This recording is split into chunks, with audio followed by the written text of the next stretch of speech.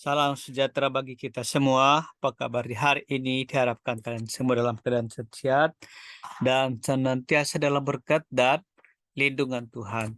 Sebelum dilanjut, di-subscribe, like, dan komen channel ini. Dan untuk pelajaran IPS kelas 8, kita akan bahas di tema 1, kondisi geografis dan pelestarian sumber daya alam. Dan kali ini kita akan lanjut di kondisi geografis dan interaksi dengan bangsa asing. Pertama, bagaimana interaksi dengan bangsa asing di masa lalu? Pelayaran Nusantara awal Masehi. Ilmuwan Walters menyebutkan bahwa Koying sebagai kerajaan yang terletak di sekitar pantai timur Sumatera. Daerah sepanjang pesisir Sumatera antara Jambi dan Palembang adalah lokasi yang paling strategis untuk pelayaran dan kapal-kapal menunggu angin muson untuk berlayar ke timur. Pada waktu-waktu tertentu, kapal bisa tiba di Kanton dari Palembang dalam waktu 5 hari tanpa melakukan transit. Hal ini diketahui dalam sumber-sumber sejarah sebagai tempat transit yang terakhir untuk kapal-kapal dari India, serta tempat untuk mengirimkan komoditas dari India mungkin ditangani oleh pedagang lokal, membuat mereka melakukan perdagangan lebih ke timur ke Nusantara. Koing menjadi pemerintahan yang paling berpengaruh pada periode tersebut. Data apa yang kalian peroleh dari tulisan Walter tersebut? Mengapa angin muson disebut sebagai angin yang ditunggu untuk menuju ke daerah Cina? Hubungan apa yang terjadi pada masa tersebut? Berdasarkan teks tersebut, kalian dapat menyimpulkan bahwa kondisi geografis memengaruhi kehidupan masyarakat Indonesia sejak masa praaksara. Teks di atas memberikan informasi bahwa telah terjadi hubungan dagang Indonesia, India, Cina pada masa awal Masehi. Sebagaimana terjadi dalam sejarah masyarakat India pada awal Masehi adalah masa perkembangan Hindu-Buddha di India. Agama Hindu telah berkembang 2000 tahun sebelum Masehi, sementara agama Buddha abad 500 sebelum Masehi. 2. Bagaimana perdagangan Nusantara pada awal Masehi? Hubungan dagang antara Indonesia dan Cina semula dilakukan melalui jalur darat yang dikenal dengan jalur sutra. Ini adalah gambar jalur perdagangan India-Cina. Jalur ini membentang dari Cina melewati Asia Tengah sampai ke Eropa. Komoditas utama yang diperdagangkan adalah kain sutra dari Cina. Itulah mengapa jalur tersebut dinamakan sebagai jalur sutra. Selain kain sutra, wewangian dan rempah-rempah juga menjadi komoditas yang sangat laris di Eropa. Sejak awal abad Masehi, jalur itu dialihkan melalui laut karena situasi jalan darat di Asia Tengah sudah tidak aman. Jalan laut yang terdekat dari India ke Cina yaitu melalui Selat Malaka. Peralihan rute perdagangan ini telah membawa keuntungan bagi masyarakat di Indonesia. Kepulauan Indonesia menjadi daerah transit atau pemberhentian bagi pedagang-pedagang Cina dan pedagang-pedagang India. Masyarakat di Indonesia juga ternyata ikut aktif dalam perdagangan tersebut sehingga terjadilah kontak hubungan di antara keduanya, Indonesia-India dan Indonesia-Cina. 3. Bagaimana perkembangan kehidupan masyarakat pada masa kerajaan Hindu-Buddha? Apakah kalian pernah berkunjung, melihat, atau mendengar informasi mengenai Candi Borobudur di Jawa Tengah, situs Muara Takus di Jambi? Apakah kalian pernah berkunjung, melihat, atau mendengar informasi mengenai Candi Prambanan di Jawa Tengah? Bagaimana perkembangan masyarakat pada masa kerajaan Hindu-Buddha? Pada masa praaksara, nenek moyang yang sudah menetap di berbagai pulau di kepulauan Indonesia, mereka senantiasa melakukan aktivitas yang sudah maju dengan memadukan kehidupan dengan bertani, beternak, dan berlayar. Kemampuan berlayar yang baik menjadikan mereka dapat berpetualang ke berbagai negeri di belahan dunia lain.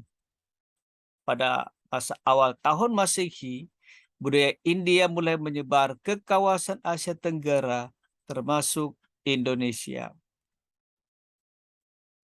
Bagaimana masuknya Hindu-Buddha ke Indonesia? Pada awal bagian subbab ini, kalian telah mempelajari bagaimana hubungan Indonesia dan dunia pada masa awal abad Masehi.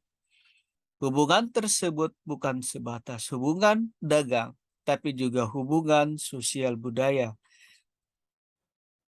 Prinsip kebutuhan dan ketersediaan barang membuat hubungan perdagangan dengan bangsa lain dapat berkembang dengan baik.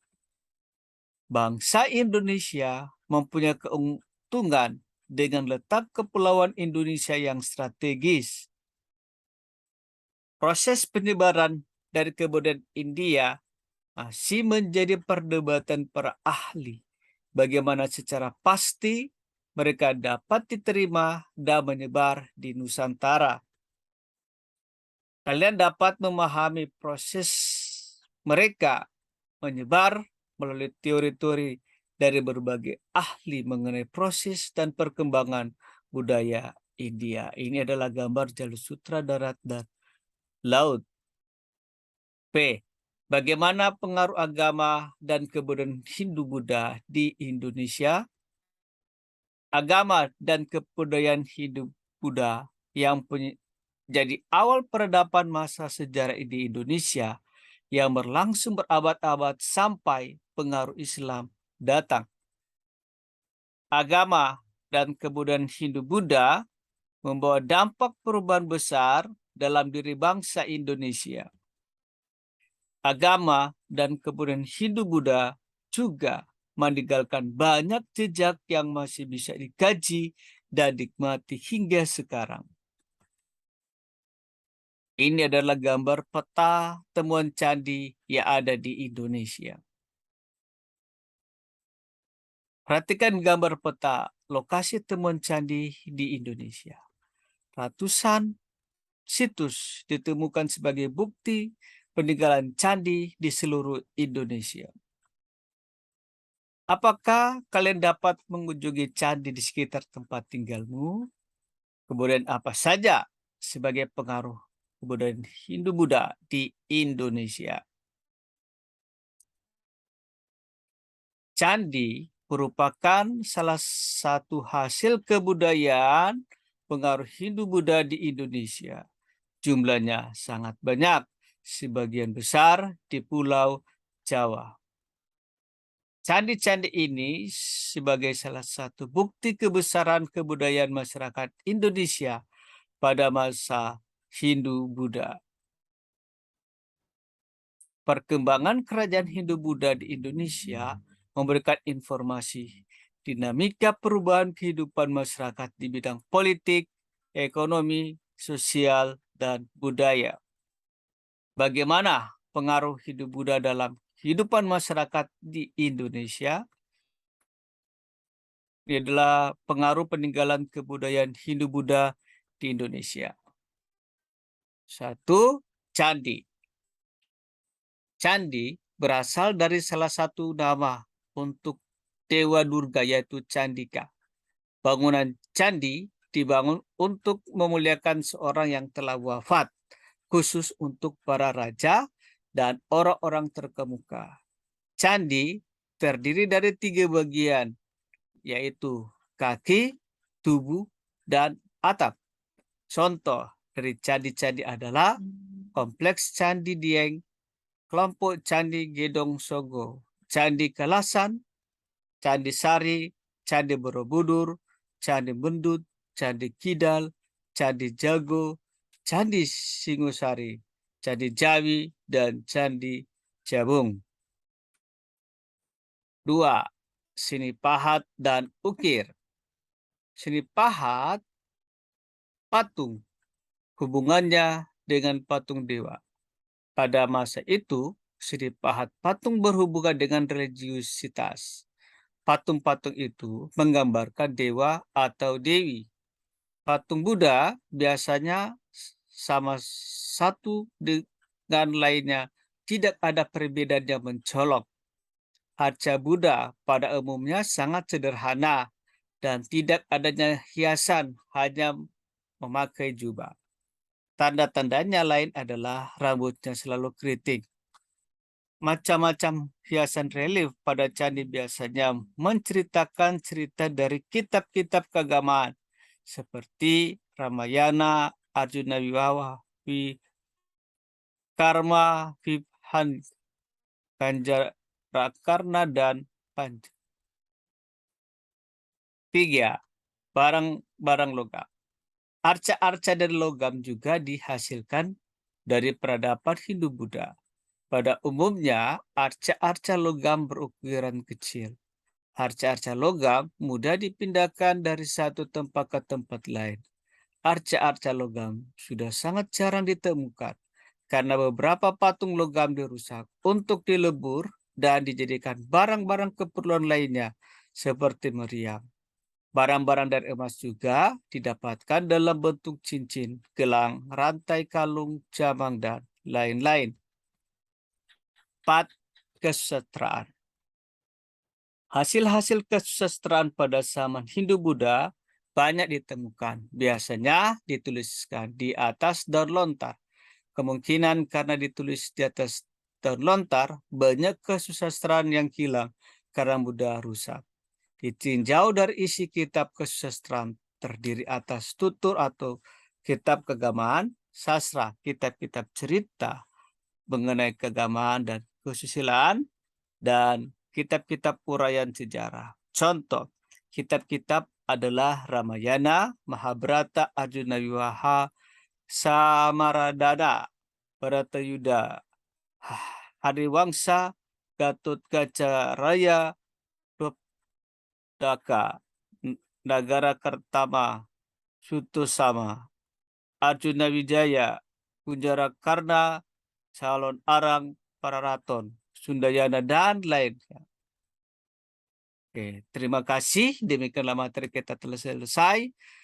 Kiranya ini bisa bermanfaat bagi kalian semua. Tetap semangat belajar. Tuhan memberkati kita semua.